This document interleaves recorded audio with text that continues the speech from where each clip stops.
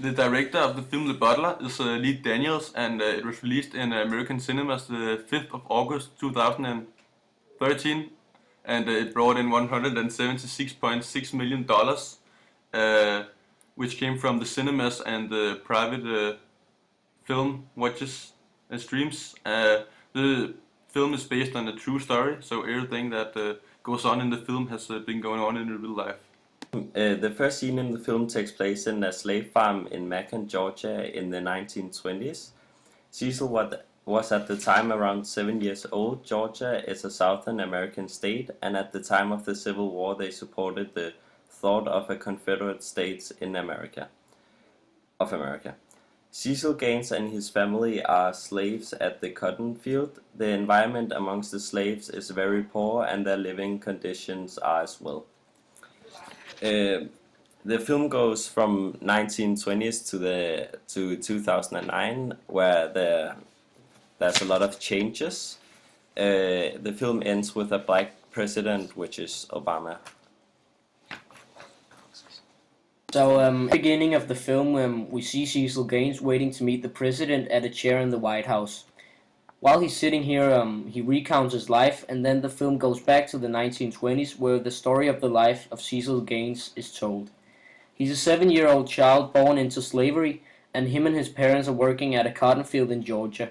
Even though they're slaves, they seem to actually be pretty happy for each other, just for each other's company. But then one day, the master of the house came out, grabbed Cecil's mother, and raped her pretty loud in some kind of shed. And then, as the slave master came out again, Cecil wanted his father to defend himself and his mother and Cecil, but this resulted in a bullet between his eyes and Cecil as a kid without a father. Then Cecil was taken into the house by the master's mother, Annabeth, where he was learned to be a house nigger, and he actually enjoyed this new job of his because it was much better than being on the cotton field. But then when he turned 18, he wanted to move on. So he went to Washington D.C. where he sought for a job, and he got a very fine job at a very, very fine hotel where he was surrounded by some very important and rich white men. And when he had the job for a couple of years, he met his future wife, Gloria, and later on he got 2 kids, a house, and a car with her.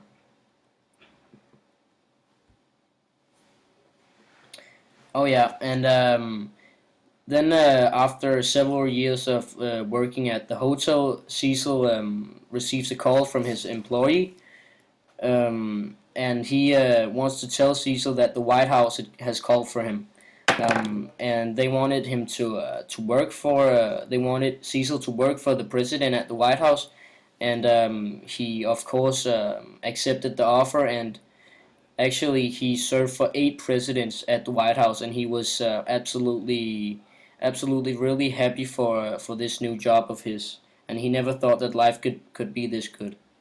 But then, because of the changes in the American society, because of the civil rights movement and the Vietnam War and so on, he actually loses his youngest son in the Vietnam War, and his other son leaves the family to go out and fight for the rights of the black people. Main characters in the film, one of them is Cecil Gaines, and Cecil works as a butler in the White House, and here he serves for the president. And Cecil is married to Gloria Gaines. Gloria is just at home, and yeah, she is a mom. And together they have a youngest son, who is called Charlie Gaines. And one day Charlie goes to the Vietnam War, where he gets killed. They also have another son called Louis Gaines, and Louis fights for freedom, and he fights for black people rights. Here we have listed the main themes in the movie. The first one is slavery, because we really get an impression of how bad the slaves were doing in the United States, and which environment the slave farms were, and also what time of the United States this was. Then we also see the suppression of the slaves. They don't have any rights at all. They just have to do their work all day long, and like Cecil's mother is just taken into the shed where she is raped without they can do anything about it, because that was the way they treated slaves. Then it's definitely also about civil rights. The civil rights movement is really showed, and especially I think Louis Gaines, because he really takes a big part of this civil rights movement, but he kind of supports Malcolm X more than he supports Martin Luther King, because he wants to use violence if necessary. But actually, at first, he doesn't use violence, because the sit-ins at the restaurants were actually to show that black people are friendly and kind, and they don't want to harm anyone. But then when they were beaten and so on, they learned that they have to defend themselves, and that was also the thought of Malcolm X, whereas more of Martin Luther King was definitely to make this full integrity, and not to use violence at all. Then also we also definitely think that the American dream is very clear in this movie, because in the beginning of the movie there is no equality for anyone, but when the movie ends and you see Barack Obama being president, a black man as a president, it really shows that everyone in America has an equal chance, and no matter if you're black or white, you can actually be the president of the biggest nation in the world. We've chosen to give the movie 5 out of 5 stars, because we think it really shows the changes in the American society very good.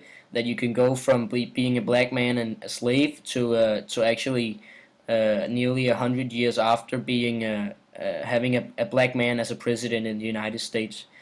That's very inspiring, and we also think that the differences in the generations of the United States are shown very, very clearly, because one generation wants the Vietnam War, and one generation doesn't want the Vietnam War, and that was actually where there was like a clash between these two generations, and that is actually very inspiring, we think.